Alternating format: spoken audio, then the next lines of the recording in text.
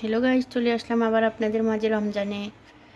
এই যে আমি করে নিচ্ছি খুব সহজভাবে তান্দুরি চিকেনগুলো আমি কেটে নিয়ে কাঁটা চামচ দিয়ে ফুটো করে এখন একটা বাটিতে নিয়ে নিলাম একটু লবণ আর একটু লেবুর রস। এখন এগুলো মেখে আমি 1 ঘন্টার জন্য রেখে দেবো। অন্য সাইডে একটা ব্লেন্ডার জারে আদা, রসুন, পেঁয়াজ, ধনেপাতা, মরিচ এগুলা দিয়ে আমি একটু ব্লেন্ডার করে নিলাম। এখন একটু টক দইয়ের মধ্যে এগুলো দিয়ে দিলাম।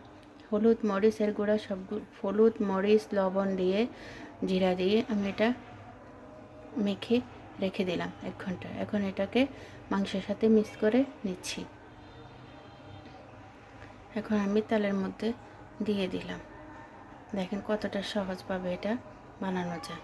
এখন এটাকে তেল থেকে উঠিয়ে একটু গ্রানের জন্য দিয়ে দিলাম চুলার মধ্যে। এখন লেবু দিয়ে পরিবেশন করছি সস দিয়ে। তো গাইস, একটা লাইক হয়ে যাক।